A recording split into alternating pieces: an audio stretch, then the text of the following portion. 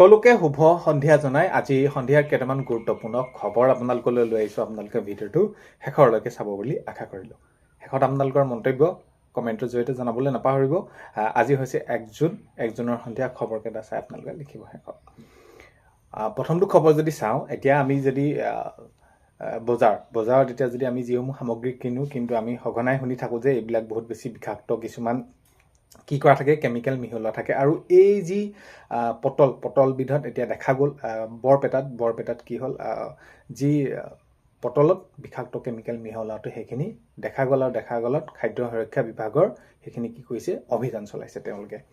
এতিয়া মই এইখিনিতে আপোনালোকক এটা ক'ব বিচাৰোঁ, বা আপোনালোকে হয়তো সকলোৱে অৱগত বা জানেও, সেইখিনি আপোনালোকে অলপমান সাৱধান হ'ব। আমিতো বজাৰৰ পৰা বস্তু ক্ৰয় নকৰাকৈ আমিতো থাকিব নোৱাৰোঁ, কিনিবই লাগিব।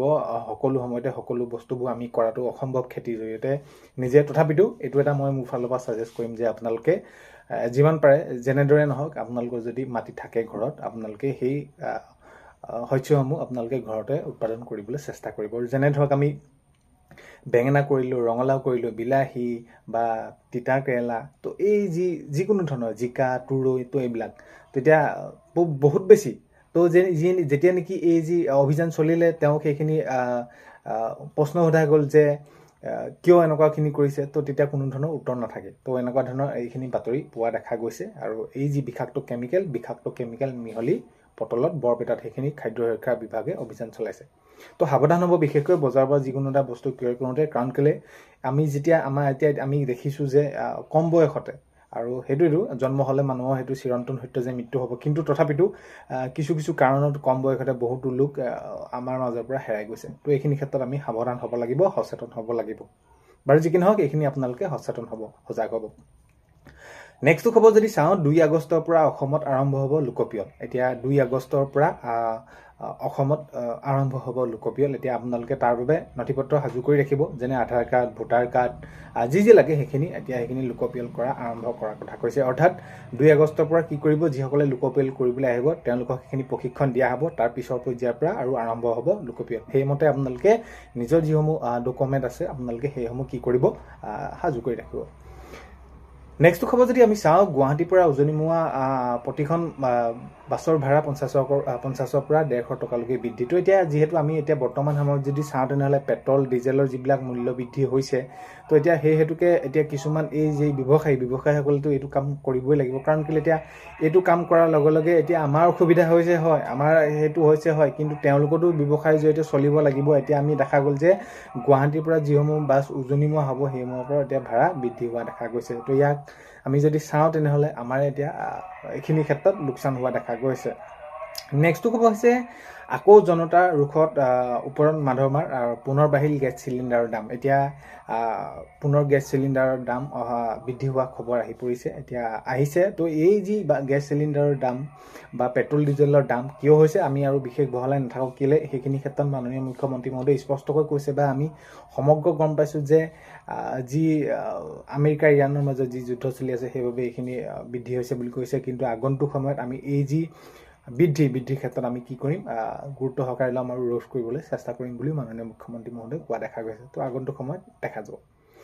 নেক্সটটো খবৰ হৈছে, নলবাৰী গংগাপুৰত লাভ জেহাদা চাঞ্চল্যকৰ ঘটনা। তো এতিয়া এই যে ঘটনাবিলাক হয়, ঘটনাবিলাক হওঁতে বহুত বেছি এটা দুখৰ কথা। এনেকুৱা ধৰণৰ ঘটনা হ'ব নালাগে। আৰু এই যি নলবাৰীৰ যিটো ঘটনা হ'ল, ইয়াক লৈ সমগ্ৰ অসমে সেইখিনি প্ৰতিবাদ কৰা দেখা গৈছে। আৰু এই এনেকুৱা ধৰণৰ কাণ্ডৰ সৈতে জড়িত যিসকল থাকে, তেওঁলোকক উচিত শাস্তি দিব লাগে অতি সোনকালে, নহ'লে এনেকুৱা ধৰণৰ কামবিলাক কৰিবলৈ বহুত বেছি সকলোৱে সাহস পাব। নেক্সটটো খবৰ যদি চাওঁ, ৰাজ্যৰ বিভিন্ন প্ৰান্তৰ লগতে বৰপেটা সত্ৰতো পালন কৰা হৈছে আজি গুৰুজনাৰ 588 সংখ্যক জন্মোৎসৱ, শ্ৰী মাধৱদেৱ। তো হয়, আজি ৰাজ্যৰ বিভিন্ন প্ৰান্তৰ লগতে বৰপেটা সত্ৰতো পালন কৰা হৈছে গুৰুজনাৰ 538 সংখ্যক জন্মোৎসৱ, শ্ৰী মাধৱদেৱৰ। নেক্সটটো খবৰ হৈছে, উচ্ছেদৰ আৰম্ভণি মুখ্যমন্ত্ৰী গৃহ সমষ্টিৰ পৰা। এতিয়া মাননীয় মুখ্যমন্ত্ৰী মহোদয়ে যিহেতু উচ্ছেদক লৈ তেওঁ মন্তব্য আগবঢ়াইছিলে, যে মন্তব্য কৰি কৈছিলে যে উচ্ছেদ প্ৰক্ৰিয়া চলিবই, যেতিয়ালৈকে চৰকাৰী অবৈধভাৱে তেওঁলোকে সেইখিনি দখল কৰি থাকিব একেঞ্চি মাটি, আমি সেই একেঞ্চি মাটি উচ্ছেদ কৰিব নোৱাৰালৈকে আমি কি কৰিম, এইখিনি উচ্ছেদ কৰিয়ে থাকিম। তাত আমি কোনো ধৰণৰ কম্প্ৰমাইজ নকৰোঁ আৰু এইখিনি ক্ষেত্ৰত এতিয়া দেখা গ'ল উচ্ছেদ কৰা। তো ৰেলৱে যিসমূহ মাটি আছে সেইখিনি উচ্ছেদ কৰিছে আৰু আগন্তুক সময়ত অতি সোনকালে ক'ত কেনেদৰে অবৈধভাৱে দখল কৰি আছে মাটি বা যিহেতু প্ৰায় 4-5 লাখ বিঘা ভূমিত অবৈধভাৱে থকা লোকসকলক উচ্ছেদ কৰা হ'ব বুলি মাননীয় মুখ্যমন্ত্ৰী মহোদয়ে জনাইছে আৰু এইখিনি কৰিম বুলি কৈছে আৰু অতি সোনকালে কৰিব। নেক্সট খবৰ যদি আমি চাওঁ, কোনো বিধায়কে যাতে বংগমূলীয়া মুছলমান লোকক ঠিকা নিদিয়ে। এই ক্ষেত্ৰত মাননীয় মুখ্যমন্ত্ৰী মহোদয়ে জনাইছে যে ঠিকা তো কাম তো অসমত কাম দিলে তেওঁলোকে সংস্থাপন পাব। সংস্থাপন পোৱাৰ লগে লগে এই যি তেওঁলোকৰ উদ্দেশ্য যে বাংলাদেশী মিয়াসকলক খেদা তেওঁলোকক এইখিনি ক্ষেত্ৰত আৰু বিশেষ পদক্ষেপ ল'লেও তেওঁলোকে আকৌ সুবিধা পাই থাকিব। তো এই ক্ষেত্ৰত মাননীয় মুখ্যমন্ত্ৰী মহোদয়ে এনেদৰে কথা কোৱা দেখা গৈছে। নেক্সট খবৰ যদি চাওঁ, ছয়গাঁও আৰক্ষী গুলীত আহত এজন যুৱক, কাৰমাৰী কিশোৰী বলৎকাৰৰ কাণ্ড। তো এই এনেকুৱা ধৰণৰ ঘটনাবিলাক বহুত বেছি হ'বলৈ ধৰিছে আৰু এই যিজন যুৱকক তেনেদৰে সেইখিনি আহত হ'ল, গুলীবিদ্ধ হ'ল। তো তেওঁ সেইখিনি সোধপোছভাৱে লৈ যোৱাৰ পাছত তেওঁ পলায়ন কৰিবৰ চেষ্টা কৰিছিল। তো এইবিলাকক আচলতে কি ক'ব লাগে, আৰু বিশেষকৈ সকলোৱে বিচাৰে যে এওঁলোকৰ শাস্তি বহুত বেছি হোৱাটো। কাৰণ কেলৈ এনেকুৱা ধৰণৰ যদি ঘটনা এটা হয়, দুটা হয়, তো এইবিলাক হৈ থাকিলে বিয়পি গৈ থাকে। তো এইবিলাকক আচলতে একেবাৰে বস্তুবিলাক নাইকিয়াই কৰিব ল'ব লাগে। তো কথাটো হ'ল তেনেকুৱা, কাৰণ কেলৈ বৰ বেয়া কথা, এইবিলাক বহুত বেছি বেয়া কথা। নেক্সট খবৰ যদি আমি চাওঁ, ৰ'জ আলী কোন হয় আমি চিনি নাপাওঁ, তাৰ কঠোৰ শাস্তি হ'ব লাগিব, উৎপল শৰ্মা ডাঙৰীয়াই মন্তব্য কৰিছে। এতিয়া নলবাৰীত যিটো ঘটনা হ'ল, ঘটনাৰ ফলত যিটো ঘটনাই এতিয়া চৌপাশে বিয়পি পৰিছে আৰু ইয়াক লৈ তেওঁ মন্তব্য কৰিছে উৎপল শৰ্মা ডাঙৰীয়াই যে ৰ'জ আলী কোন হয় আমি চিনি নাপাওঁ। তো তেওঁ কোৱাই নহয়, আমিও চিনি নাপাওঁ। কাৰণ কেলৈ এই এনেকুৱা ধৰণৰ কাৰ্যৰ সৈতে জড়িত যিসকল লোক আছে তেওঁলোকক কঠোৰতকৈ কঠোৰতম শাস্তি দিব লাগে। আৰু এইখিনি ক্ষেত্ৰত তেওঁ জনাইছে যে আমি চিনি নাপাওঁ, তেওঁ শাস্তি পাবই লাগিব। এতিয়া মাধুৰ্য বৰ্মনৰ দাবীৰে আজি যি নলবাৰীত ৰাজপথ কপালে আছুৱে। তো মাধুৰ্য বৰ্মন যিজন যুৱক, তেওঁ সেইখিনি ইতিমধ্যে মৃত্যু হৈছে। তো এতিয়া মৃত্যুৰ যি হ'ল, এতিয়া তাৰ বাবে যি জগৰীয়া, যি দাড়ি, ৰ'জ আলী হওক বা কোনেই নহওক, এতিয়া সেইখিনিক লৈ এতিয়া ৰাজপথ কপালে আছুৱে।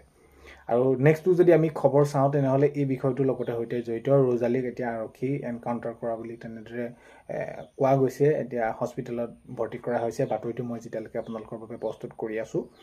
তো এতিয়া এনেকুৱা ধৰণৰ হৈছে, ডক্টৰ সমুজ্জ্বল কুমাৰ ভট্টাচাৰ্য ডাঙৰীয়াই এইটো মন্তব্য কৰিছে যে ককায়েকে ভনীয়েকে এইখন অসমত এতিয়া লৈ যাব নোৱাৰে। যিহেতু তেওঁলোক আহি আছিল কিতাপ পত্ৰ কিনি তেওঁলোকৰ যি সামগ্ৰী ভনীয়েকৰ বাবে। তো এতিয়া ভনীয়েকো সেইখিনি কি হৈছে, বহুতখিনি ভালকৈ হৈ আছে, মেডিকেলত ভৰ্তি হৈ আছে। আৰু ইয়াত জনসাধাৰণৰ নিৰাপত্তা নোহোৱা হৈছে, সমুজ্জ্বল কুমাৰ ভট্টাচাৰ্য ডাঙৰীয়াই এইদৰে মন্তব্য কৰিছে। তো এই এনেকুৱা ধৰণৰ যিসকল দোষী আছে, যেনেকুৱা ধৰণৰ লোক আছে, এইসকলক কঠোৰ শাস্তি দিব লাগে। তো আজি 1 জুনৰ সন্ধিয়া খবৰ এইকেইটা আপোনালোকক জনালোঁ। ভিডিঅ'টো আপোনালোকে শেষলৈকে চোৱাৰ বাবে বহুত বেছি ধন্যবাদ।